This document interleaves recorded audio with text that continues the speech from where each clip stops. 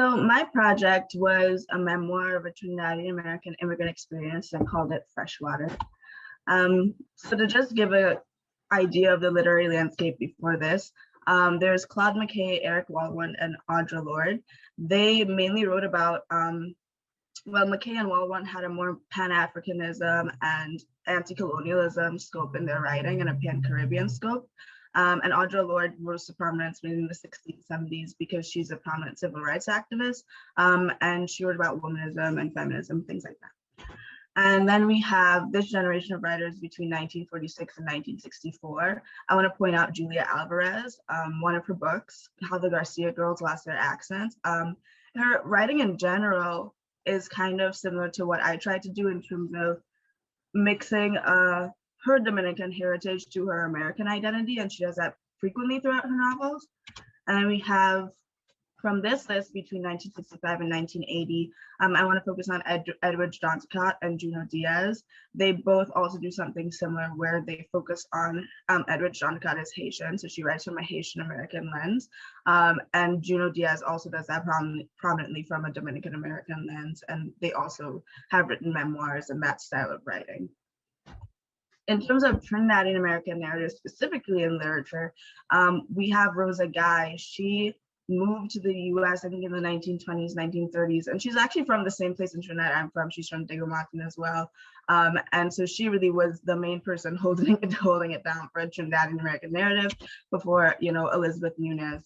So since Elizabeth Nunez, I was hard pressed to find any authors who really spoke to a specifically Trinidadian American lens. Like, there are many Trinidadian writers in the region, but their works, most of the time, they don't get much recognition outside of the region. Even now, there is a literary festival happening in Trinidad for Caribbean writers in general. But in terms of a specifically Trinidadian American experience, there's a gap in the literature, I find, from Elizabeth Nunez to now.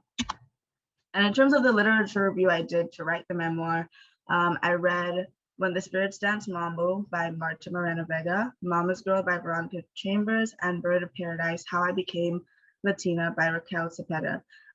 The oldest of these books was by Vega. She wrote it's really set in the 1930s, 40s, and 50s, which is interesting. But even though it's so different generationally from me, there were a lot of themes in terms of spirituality, coming of age themes as well that were very helpful. And these books helped me basically point out different themes that I want to focus on, like race and identity, sexuality, mental health, and also generational differences as well too. So Freshwater is essentially a 60+ page memoir consisting of 6 chapters. First chapter is called Number 34. The second chapter is This Is At 16 Candles. Third chapter is Don't Therapize Me. Fourth chapter is You Got a Friend in Me. Fifth chapter is Why So Sensitive. And chapter 6 is called Half and Half. So in terms of central themes, race is definitely a central theme. I say in this excerpt from This Isn't 16 Candles, high school made me feel ugly, not in the typical puberty way. In Florida, I learned that there was a ranking system for the standard of beauty, and Black women, while our features were desirable on women of other ethnicities, they were never desirable on us. And I started to see myself as a side character. I knew I was never going to be the girl that was the most popular or the prettiest. My identity automatically disqualified me from those categories. I started to see life very differently from the books I read, like Pride and Prejudice, or Disney movies like Beauty and the Beast.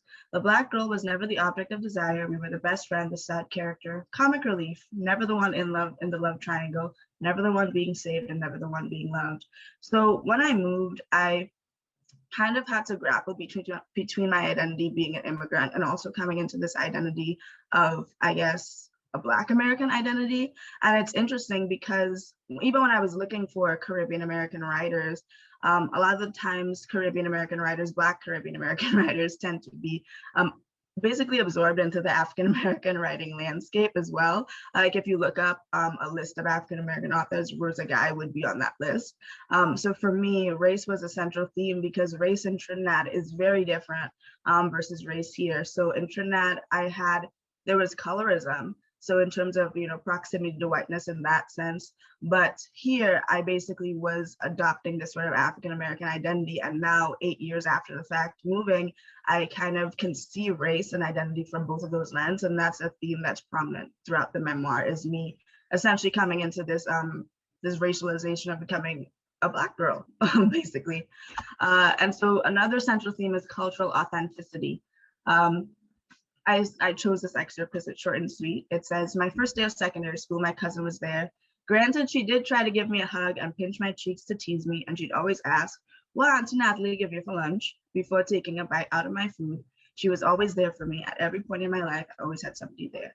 So in terms of the sentence structure, and the dialogue, I definitely wanted to include dialect because I write in terms of like understanding the rhythm of how the person said things. And I actually had a funny conversation with my mom about this because one of the things I wrote in the chapters was about her, and she said, "You make me sound like I don't know how to speak English." And that's not true. My mother and my family very much so do know how to speak English, but similar to the way we would see African Americans, for example, code switching between African American vernacular English and I guess we could say a proper version of American English, the same sort of thing happens in Trinidad, where Trinidadians, if they're in a proper setting, they will speak more proper, whereas if we're just talking to our friends and family, you can slip in between the two. So it's kind of like the difference between saying "ya" or "your." And it's just, I write based on how the story was told to me at the time. And I do think I really enjoy writing with dialect, simply because it is more authentic. I like catching the rhythm of how people say things. And I don't think dialect is necessarily lesser than proper English. And I think this debate of cultural authenticity has been such a prominent thing in literature, and particularly, in the writing of ethnic literature, because it kind of is a colonial idea that to speak properly, you have to speak the way the colonizers taught you to speak. You have to speak proper English, like British English or proper American English. And I just don't think that's true. And part of the reason why I really enjoy our dialect is I think it really shows essentially the cultural tapestry of our region through the way we speak. And a lot of the slang words we use comes from, for example, Taino culture or West African culture or French Creole culture. It's very interesting, and it's something that I want to preserve through my writing, and I try to do that at various points. In terms of my writing style, it is very conversational. This is an excerpt from my chapter called "Don't Therapize Me."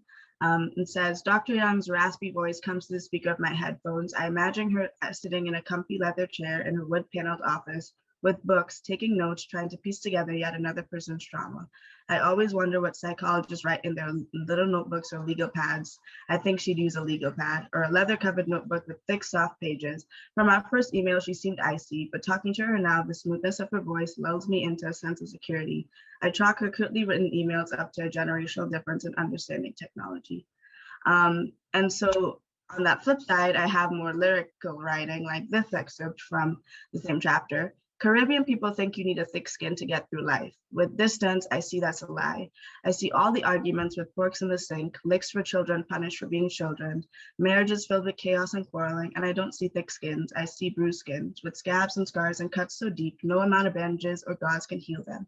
My skin was never thick. Contrary to popular belief, I recognize maybe a little too early or a little too late, depending on how you look at it, that my skin can bleed and it can bruise, and there's no shame in asking for a bandage." So on the one hand, I have more conversational style where I'm writing in terms of like, I could be talking to someone or even writing in a diary. And then I have a more poetic style, because this is how, if I write poems, I do write my poems like this as well. So something I want to touch on before I end is the politics of memory, weighing the good against the bad. As I was looking back on what I wrote, I was like, dang, this sounds very sad. And the reality is I actually enjoyed high school. I had a very good time. But I think when you remember things, we tend to focus on the negative memories versus the positive memories.